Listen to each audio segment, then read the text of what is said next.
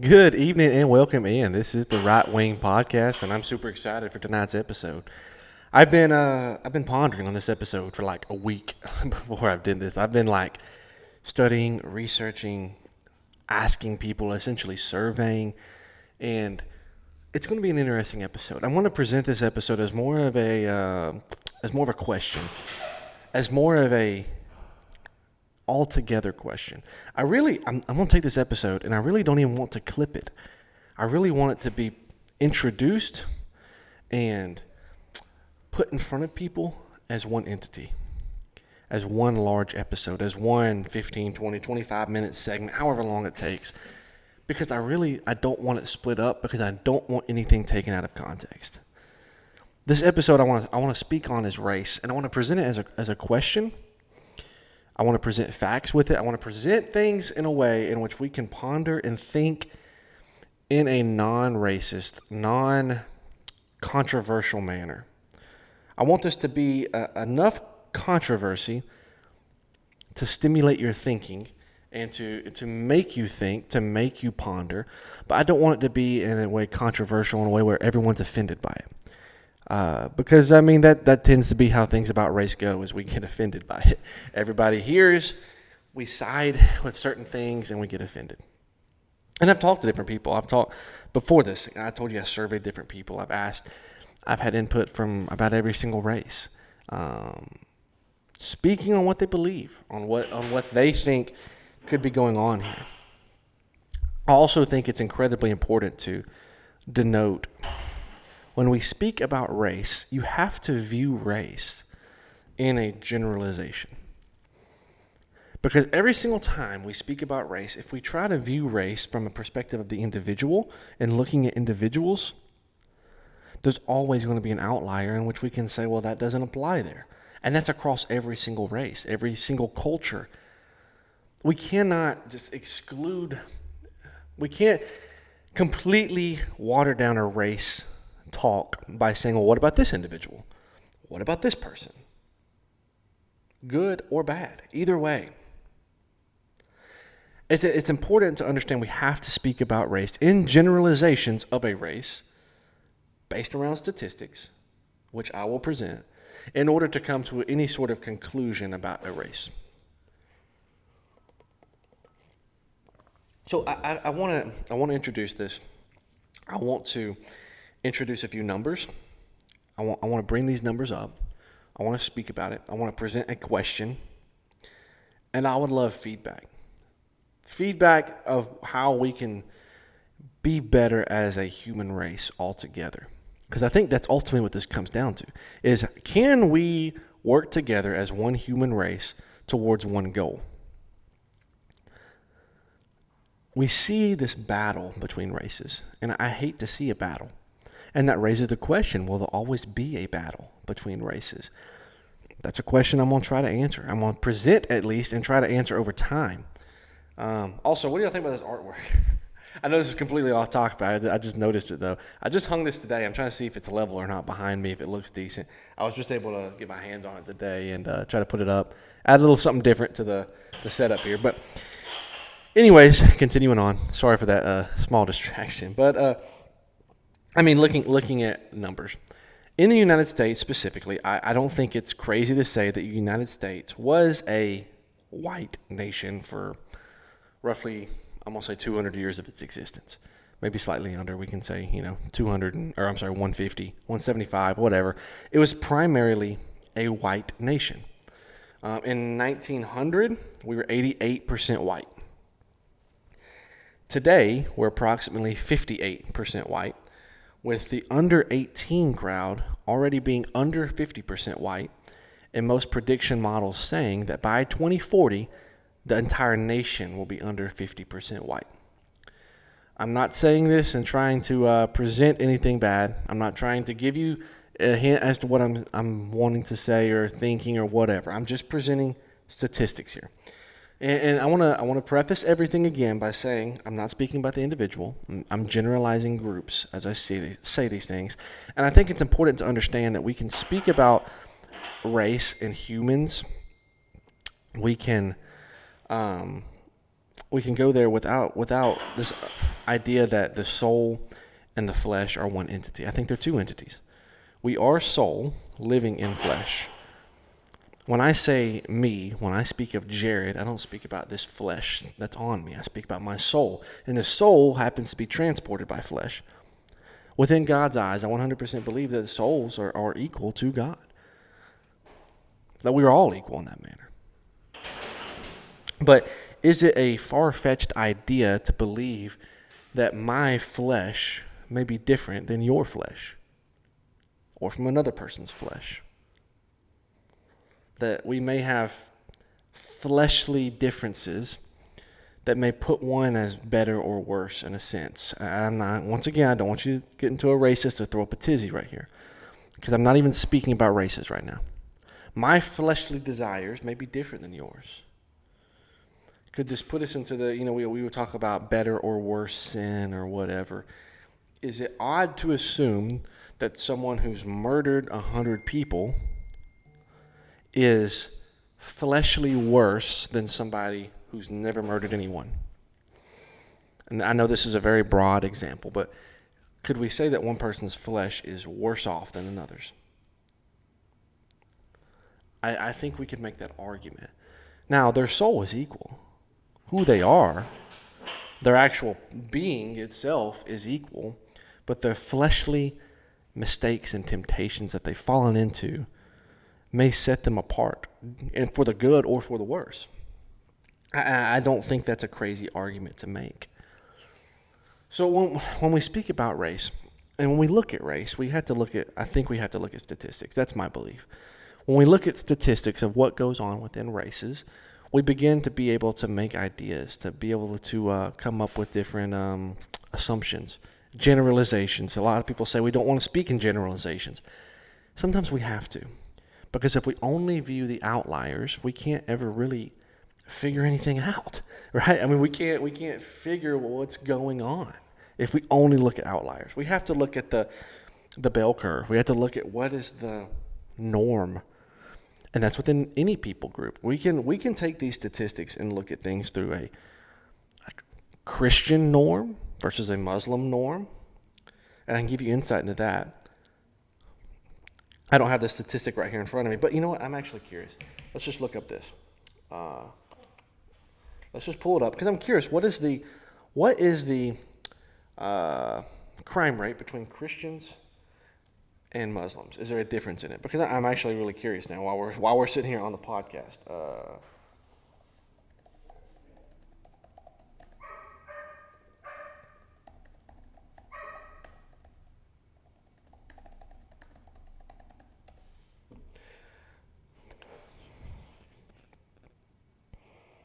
All right, so this says a snapshot of most global data.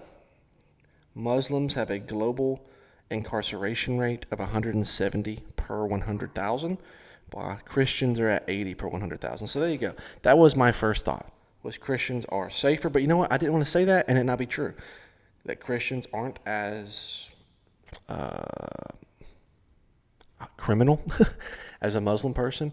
I didn't think that was crazy to say, but I wanted to make sure that I didn't misspeak when I said that. So we can make these assumptions by group. And once again, are there good Muslim people? Yes, I 100% believe that. Now, do I believe they're going to heaven? No, I don't believe that. That's a religious argument. But are there bad Christian people? Yes, I do believe that. There are Christian people who've done awful things. And so we set this up into a way we can argue, we can debate, we can talk, we can look at the points of things and just go from there. This is such I really don't want to offend anybody. And maybe I should be more offensive. I don't know. That's a thought. And I hate to make anybody jump off this ship of this thought process before it ever really gets going. And that's why I'm presenting things the way I am. And I'm coming across in this manner of not speaking with absolute authority. And maybe I should. But let's just talk about some differences. Let's talk about some differences between race as a generalization, just as we just did between Christians and Muslims. Okay? Let's talk about median IQ. The median IQ of the average white person is about 101. The average Asian person is about 108. The average black person is about 85. The average Hispanic person is about 90. This is not racist. This is just an idea. IQ is measured as like a genetic baseline for how intelligent you can be at decision making, whatever. You can't really improve or necessarily hurt this score. This is like an idea of just how intelligent you are genetically predispositioned to be. And what we see is we see trends where different races may be genetically predispositioned to be smarter. Asians are genetically smarter than pretty much every single race. That's not really that debated. I mean, that's just the truth. And it's not racist to say that. They're smarter than white people, blacks, and Mexicans. Hispanics. That's just sort of what happens there. And again, it's not a crazy idea to say that, for instance, that black people are genetically more athletic than a white, Asian, or Hispanic person. I don't think that's racist to say. I think that genetically, races and cultures may be predispositioned to have different strengths and different weaknesses. And my curiosity leads me to wonder could this be ingrained within our DNA? Could we be genetically and within our DNA different in a sense of what our weaknesses and our strengths are? You know, it's not a secret that we are born with approximately 30% of our genetic code left unexpressed. Empty, one could say. Ready to change around the environment in which we are in. To set ourselves up for survival within that environment, whatever it may be. So, could, for instance, the African environment from the last 3, 4, 5,000 years set up a black person with African heritage to be genetically different if you count this 30% that'll carry over? And I don't mean this in a derogatory manner, but culturally in the United States, what we see in black families is you see a very high crime rate. Matter of fact, one of the statistics I have here is that a black person is 11 times more likely to commit homicide than a white person. That's pretty common belief there. You have a higher crime rate within a black person, and you have a much, much higher chance of having children out of wedlock. And also of a man having children with multiple women within the black community than you do the white community per se. This is just a comparison between these two. Could these trends have been originated within African ancestry? Where in Africa today, and 1,000 and 2,000 and 3,000 years ago, the cultural norm is for the African person, for the male, to have children with many women, essentially growing his line through many different partners in a way of a lasting impact almost. And I wonder if it could be a genetic thing where you're trying to find and grow your line through as many women, because it's like a immunity thing, right? If you have a child with this one and this one and this one and this one, where maybe this woman was more immune to this disease or whatever. But we see that pretty often, and what we see is they tend to be hunters, chasing after animals and such and hunting them, and they also tend to not raise a child that they've had. The mothers tend to raise a child. Well, we see these trends in America today within black families, black society, black culture, where a black person is less likely to be in the home with his son or daughter, a black man. I don't say this to be racist. I don't say this to say that black people are worse. I don't say this to offend any black person that may be watching this. But is it crazy to believe that that difference may be ingrained in DNA and genetic material? I don't think it's crazy. Just as where I said that they were hunters, they had to chase animals. A black person has been athletically inclined, potentially, genetically, since the beginning, because they were chasing, they were having to hunt actively like that, essentially chasing animals. That's how it was a lot of it was done. Could that have translated into modern society? I don't think it's a far-fetched idea. I really don't. So take that as you may. And I'm not trying to say that they're worse off. I mean, there's, like I said, there's strengths and there's weaknesses. Athletically, there's a big strength there.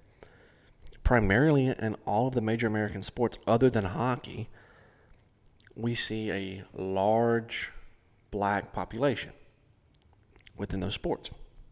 So my question then becomes is obviously America has become less and less white. There's answers to this question about how did this happen. There's different acts. Like in 1965, there was a Hart-Celler Act, which essentially gave legal status to family members of people that come here legally.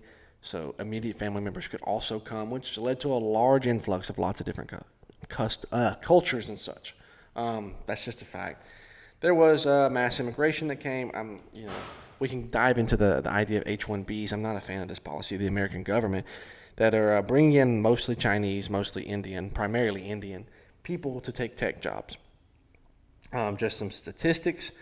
77% of computer jobs in 1990 were by white people. And today that number is 51%, despite the number of those jobs tripling within that industry.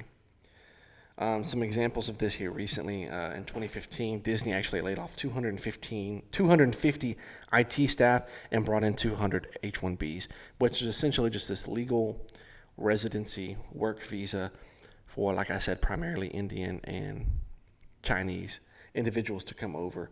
There's approximately 3 million H-1Bs, not counting families of those H-1Bs, since 1990, and we give out about 140,000 green cards per year for this. H-1Bs account for approximately 1.5 to 2 million primarily white STEM jobs not being available to them anymore. That's one reason. H-1Bs, the Hart-Celler Act, and then fertility rates. Right, the total fertility rate right now with a white woman is 1.61. So she's expected, the average white woman, to have 1.61 kids per woman. The average Hispanic woman is at 1.95, and the average black woman is 1.74. So what we see is we see a higher fertility rate within Hispanic and black populations that are leading to the whites having less people. This is all part of this lowering of the white percentage of population. Again, I'm saying this is just statistics. I'm not trying to speak racially or racistly, I guess you could say. And you can see fertility rates have actually dropped across all races. There's lots of reasons for this. And typically what we see is delayed marriages, and we see this even more so in a white couple, is that delayed marriage was just naturally leads to less kids. You start having trouble as you get older or just not wanting them. That's more common within a white woman, which is part of the reason we see this. There's also the economic reason. It came out that the average child cost about $18,000 for that family per year. $18,000 per year over the course of that 18 years.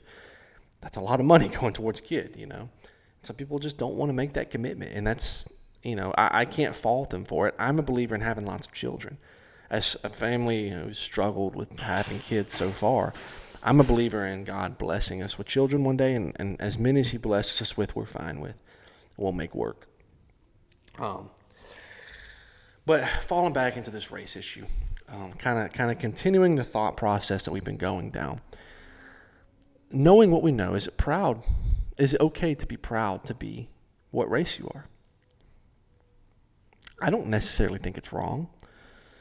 I would say I'm proud to be white. I would say that I'm proud to be white, and I don't think there's anything wrong with that. Just as a lot of black people are very proud to be black, and a lot of Hispanic people are very proud to be Hispanic. Now, where I think we come into issues is whenever we start believing that we start having people come to America or be in America, and they aren't proud to be American. They aren't putting America first. One of the issues we saw with some of the riots that happened a few months ago, where specifically within the ICE raids, you have Hispanics, specifically in this case, in America, waving Mexican flags. I don't like that. If you are so proud to be Mexican, then why don't you stay in Mexico? I'm not trying to be rude when I say that, but if you're going to be here, be proud to be American and be pushing for America first in all we do. To be a great society all together as one, right? E pluribus unum. Many in one. But can we be one? Can these cultures come together and be one? It's a hard thought. Genetically, can we? Or are we forced to be different? Are we predispositioned to be different? That's the question I give you to think on. I'm not going to give an answer because I don't have an answer as of right now.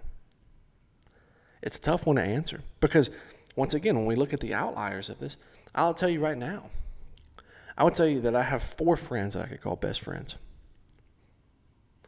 I have a black friend, a Mexican friend, and 2 white friends within that group that I would give my life up for in a heartbeat. I love them guys to death.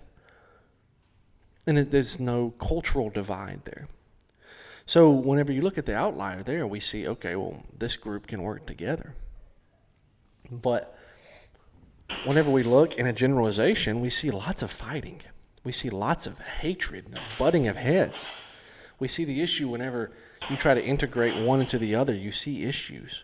You see cultural issues. It's a very hard question to answer. I don't even have any more notes. I have statistics. That's pretty much all I have on this whole paperwork is statistics. When I look over, I'm finding statistics to give you ideas of what's happening in this nation by race. And this is such a hard subject. I know that I feel like I haven't spoken this very clearly and I haven't illustrated points very well because you hate to speak in generalizations. We're always said don't speak in generalizations, but for this issue you have to. And I am passionate about this. I'm passionate about the fact that I'm proud to be white. I think that's okay. And what's interesting is I had somebody in my Instagram comments. It was a black guy, and he was commenting something. I think it was about race and about how, good grief, I apologize about that. But about race, and this guy comes into my comments, and he comments, something about white people, I think. And I click on his profile. And in his profile, he says he's a black mother and proud. And I'm like, so why can you be proud to be black and proud of your culture, but I can't be proud of mine? And I think it's also wrong to assume that white culture in and of itself cannot be diverse. Look at American culture. When I say white, I mean specifically in this instance, American culture. In the year 1950, you have a wide range. You have New York City businessmen to Southern farmers, to Western cowboys. You have a wide range of diversity. Even within just physical characteristics, you have red hair, brunette hair, blonde hair, black hair. Within white, skin tones, more tan versus less tan, different eye colors. So I don't necessarily say diversity is bad because there's a lot of diversity within a culture or a race. But can multiple cultures come together under one entity, pushing forward towards a common goal? That's the question I present. That's the question I present. Can we do that as a people? And I hope that you can listen to this and understand the position in which I'm coming from, and understand the position in which I speak from, and understand that I'm not coming to say I hate black people, I hate Mexicans. That's not true. I don't. But can we come up with ideas as generalizations about things? And can we, once we propose and understand those ideas, then build off of them to create a society that's successful? Societies that have multiple cultures all in one, in the melting pot, historically have struggled and eventually fallen pretty quickly. The Roman Empire expanded quickly, and part of the reason they expanded was because each culture they overtook, they accepted in and said, you can be a citizen, you can be a part of us. I guess not a citizen, but a part of the country. You can keep your cultures, just pay your taxes. Eventually, those cultures somewhat overtook Rome. We see it within ancient Israel when God says you're going to be expanding, but don't intermix with these peoples. Because those peoples were worshiping false gods and doing bad things, and he didn't want that within the Jewish people at the time. And eventually, as we know, Israel falls. The biblical state of Israel. So we introduced this idea of what happens when all these cultures come into one. I had my good friend, he's Hispanic. He's one of the guys I spoke to about this, and he brought up a great point, and I mentioned it earlier, and I want to give him the credit where it's due. His idea was what he sees as a major problem is whenever you have lots of cultures that bring their culture to America, and you could say water the American culture as a whole down, and then identify themselves purely with their home culture and not with America, there's an issue. Just as I was speaking with the Mexico flag, you're identifying with a different culture than the one in which you live. I think that's a problem. If we all here in America went into this idea of we are Americans, that is our culture, I think we would see a much greater success rate. And I think that's kind of why I want to leave this off. And I say this, like I said, I present this as conversation starters between me and you, between you and your friends, between you and whoever, between me and whoever, I don't care. But it's a conversation starter towards forwarding a society that's going to be more successful, because I think we all agree right now that society is not successful here in America. We are struggling in all aspects. It's not good right now. And so I present this as a manner of someone that deeply cares about America. I 100% view myself as a nationalist. Some people put the negative connotation on that. I love this country. I love America. Look, American flag right there. I love America. I am a nationalist. I believe in doing what we need to do as a nation to put ourselves first in almost every single instance. But how can we achieve this? How can we make it happen? Because right now, America is fighting itself. This isn't an official civil war, but we have little miniature civil wars going on. In Cincinnati, a few weeks ago, we had essentially a gang of black people start basically killing a white couple. And I don't know what the implications were. I don't know what happened. But I do know that it wasn't right. I don't care if they said a particular word. That doesn't give you the right to kill them, to try to kill them. There is civil war going on. You know, I had one guy tell me it's an urban versus rural war. That those are the cultures that are different. And I see this as true, but we can also split that primarily into a race war. Could we not? When we speak in generalizations again. So there is this battle, this war going on in America, and I don't like it. I despise it because I want us to be one, working together, no matter what that one looks like per se. And that's why I present this question. Can we come together as one? I hope so. So I really hope you enjoyed this podcast. I really hope you enjoyed listening to it, diving into it with me, trying to understand the race issue, because it's a deeply rooted issue and it's deeply offensive to a lot of people. And I apologize. I'll say right now, I apologize if I offended you to the point where you're upset with me. Talk to me about it. Let's have a conversation about it. I'm not one to be like, let's insult each other. I hate that crap. But let's talk about it, because I am for that. You know, I hope you listen to this. I hope you dove into it. I hope it's a conversation starter for us to speak and try to figure things out in America as Americans, talking to one another, because that's what's important. But I hope y'all have a great night. I hope y'all enjoyed this, and until next time.